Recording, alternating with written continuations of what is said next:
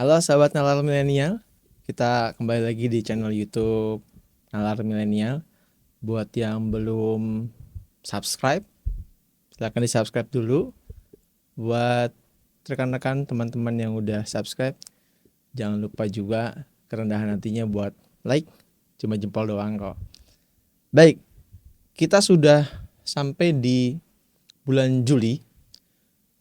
Kita udah melewati fase pemilihan umum presiden dan wakil presiden. Selanjutnya juga pemilihan legislatif kita udah selenggarakan. Tinggal pelantikannya di bulan 10 nanti. Nah, setelah bulan 10 ternyata ada juga kegiatan politik lagi. Ada pemilihan kepala daerah atau pilkada. Uniknya di tahun 2024 ini, pilkada itu bakal diselenggarakan dengan serentak seluruh Indonesia. Menurut peraturan KPU nomor 2 tahun 2024, penyelenggaraan pilkada serentaknya pada 27 November 2024. Jadi catat baik-baik di kalender, pasti tanggal merah. Jadi diinfoin lagi.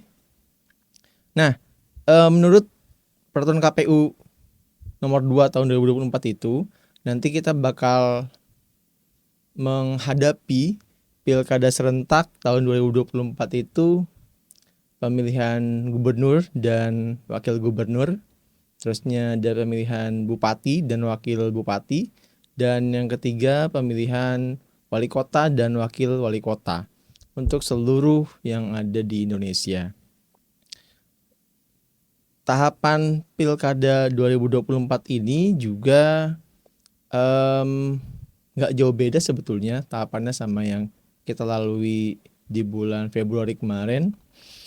Ada penentuan bakal calon pasangan, penentuan pasangan bakal calon, mau itu bupati, mau itu wali kota, maupun gubernur. Nah, ada yang menarik di sini. Mungkin teman-teman ada yang pernah lihat atau nyimak atau ngeh atau sadar di jalan-jalan itu udah mulai kepasang tuh baleho-baleho, banner-banner. Terusnya kita lihat kayak kemarin dia nyalonin DPRD, DPR RI, kok mau nyalonin lagi sebagai wali kota atau gubernur atau bupati. Nah, itu dibolehkan atau tidak bolehkan? Atau kalian ngehnya ini dia kemarin nggak jadi ya, terus nyalonin pilkada. Nah, itu nanti kita episode selanjutnya kita ulas, kita kulik lebih dalam lagi. Nah, tahapan pilkada ini sebetulnya ada dua kalau di generalin, kalau di di peraturan KPU itu dibagi menjadi dua. Ada di sini tahapan persiapan dan tahapan pelaksanaan. Untuk tahapan persiapan itu diantaranya seperti pendaftaran pasangan calon, terusnya lagi rekrutmen panitia seperti PPK, terusnya lagi ada PPS, ada yang paling rendah itu KPPS, kelompok yang di tiap-tiap TPS itu ada. Terusnya dari Bawaslu juga nggak kalah, ada Panwaslu, ada Panwascam, wah macam-macam untuk mengawasi segala aktivitas pemilihan umum di Indonesia. Nah, selanjutnya karena namanya pilkada serentak, maka seluruh yang ada di Indonesia, bupati, gubernur, wali kota, pimpinan-pimpinan daerah nanti bakal mencalonkan dirinya kembali. Kalau yang masih menginginkan mencalonkan, tapi kalau yang tidak ya nggak apa-apa juga tuh. Nah, di sini ada yang menarik. Kenapa? Karena kita ini cukup banyak kalau harus serentak. Kita punya 38 provinsi. Buat teman-teman yang masih taunya 34 provinsi, kita update lagi yuk. Sekarang kita ini ada 38 provinsi. Ada 4 provinsi baru di Pulau Papua. Ada Provinsi Papua Tengah, Papua Selatan, Papua Pegunungan, dan yang terakhir Papua Barat Daya. Nah, ini jadi 38 provinsi. Tapi ada yang menarik di pilkada serentak ini, ada satu provinsi yang dia nggak ikut pilkada serentak? Ada yang tahu teman-teman provinsi apa ini? Tulis di kolom komentar kalau tahu. Kalau yang nggak tahu juga boleh tanya di kolom komentar, nanti kita balas jawabannya. Oke, kita lanjut. Di pilkada ini jadi 37 provinsi untuk pemilihan kepala daerah gubernur ya. Nah, untuk daerah-daerah di bawahnya seperti kota kabupaten ada 508 daerah yang akan menyelenggarakan pilkada. Jadi untuk kita nih yang ada di kota, kabupaten, nanti bakal milih 2. Apa itu?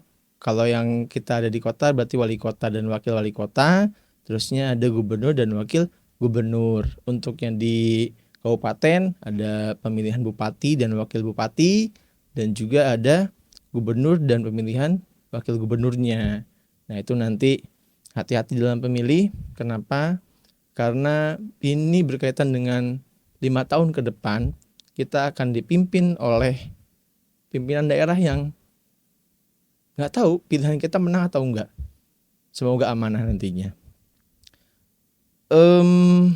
Dari 37 provinsi ini seluruhnya ada yang sudah habis masa jabatannya maka digantikan oleh PJ, penjabat. Ada juga yang belum habis seperti Tangerang Selatan itu belum habis masa jabatannya dan belum digantikan atau tidak digantikan oleh PJ karena masih menjabat, belum habis masa jabatannya. Ngomongin politik mulu. Makan sendiri kita. Jajan pakai duit sendiri kita. Ngapain ngomongin politik?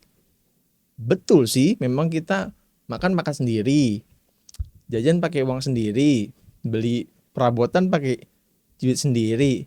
Tapi hati-hati. Kenapa? Karena buta paling buruk itu buta politik. Jadi sedikit atau tidak banyak sekalipun, jangan cuek atau masa bodoh sama politik dalam bangsa ini. Supaya kita tetap aware, waspada. Misalkan nih karena saya aktivitas kesehariannya itu ngajar sebagai guru, merasa terpanggil. Kok merasa terpanggil? Iya, karena sudah menjadi tanggung jawab moral saya untuk share ke anak-anak murid juga supaya mereka nggak buta politik, nggak cuek sama politik, apalagi sampai masa bodoh sama politik. Memang tidak diharapkan atau saya tidak mengharapkan anak-anak itu nanti jadi caleg, jadi RT, RW, enggak. Paling enggak dia ikut berpartisipasi aktif nantinya. Makanya diberikan pendidikan politik sedini mungkin.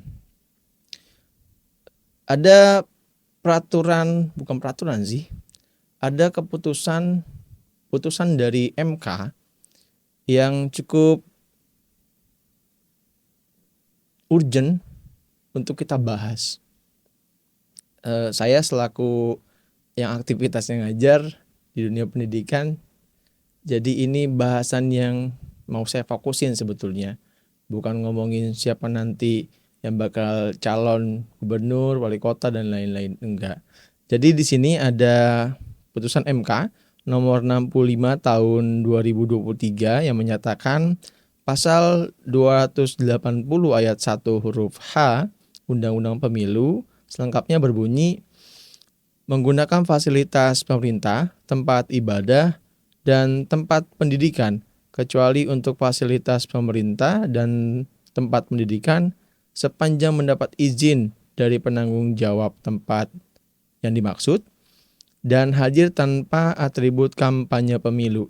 Jadi sekarang itu tempat pendidikan udah boleh dijadikan tempat-tempat untuk kampanye.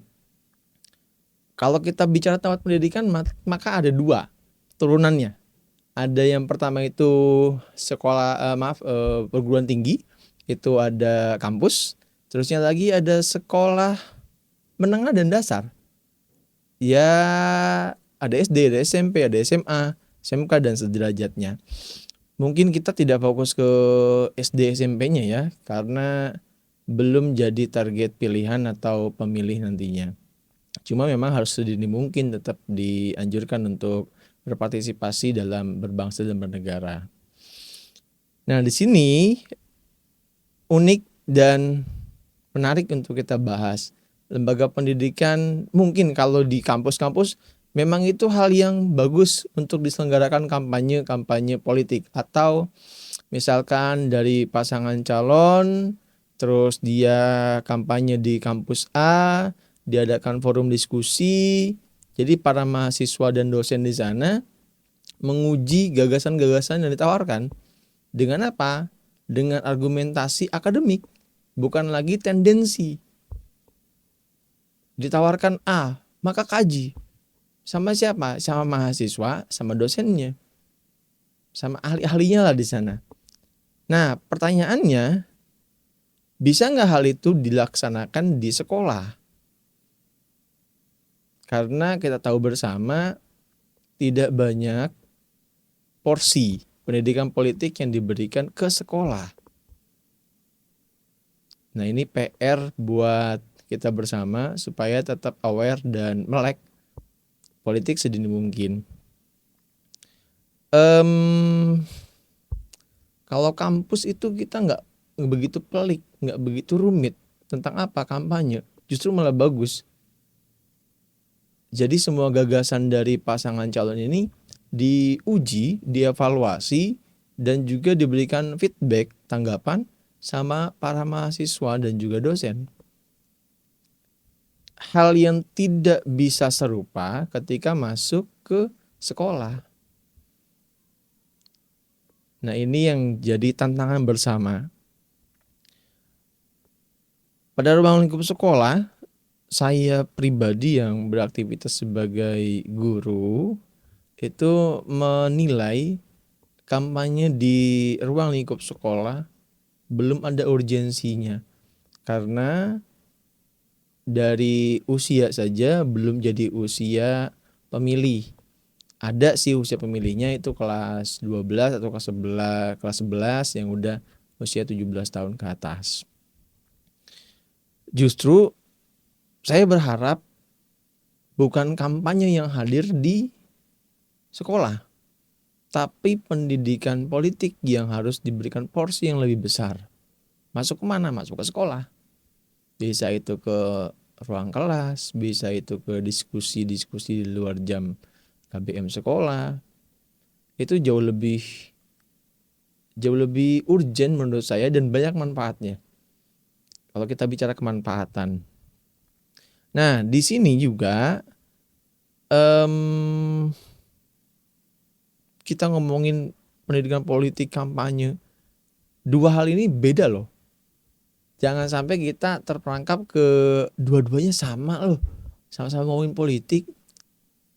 Nah, kalau kita lihat di sini dari pengertiannya, ada di Peraturan Komisi Pemilihan Umum nomor 23 tahun 2018, kampanye adalah sebagai kegiatan peserta pemilu atau pihak lain yang ditunjuk oleh peserta pemilu untuk meyakinkan pemilih dengan menawarkan visi, misi, program, dan atau citra diri peserta pemilu. Itu kampanye.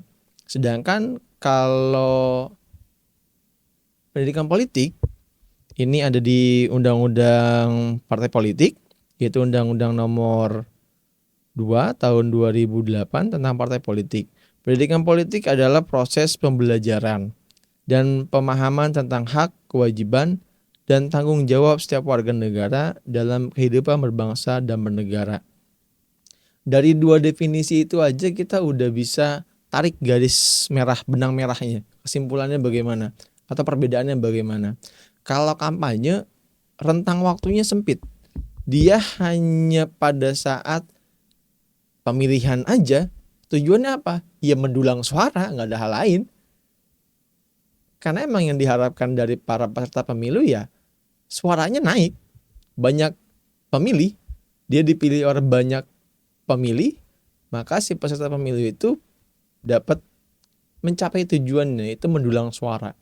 Nah, berbeda dengan pendidikan politik yang sifatnya continuous, berkelanjutan, berkesinambungan, tanpa rentang waktu yang terbatas. Jadi memang sedini mungkin sudah harus disisipkan pendidikan-pendidikan politik supaya makin paham, makin mateng ketika nanti bermasyarakat, berbangsa, bernegara, ikut andil berpartisipasi aktif.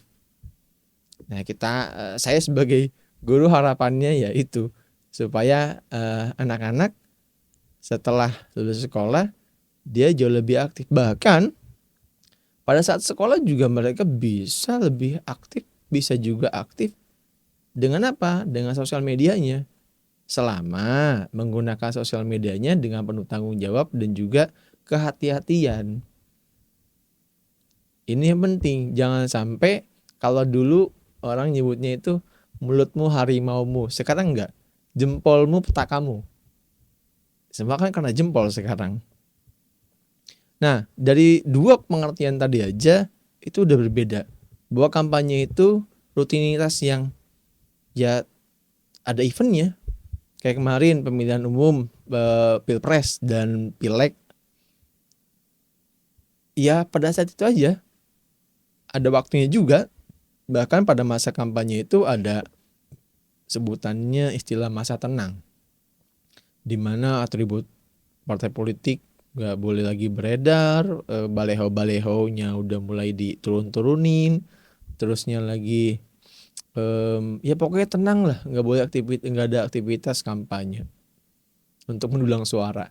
Berbeda dengan pendidikan politik, sepanjang masih dibutuhkan, jadi tingkat melek politiknya mungkin masih rendah, masih kurang, nah maka itu wajib untuk disisipin terus. Oh, sebaiknya warga negara itu bagaimana? Nah, ini juga menarik. Saya karena aktivitasnya mengajar, ketika kebetulan saya ngajarnya pendidikan Pancasila.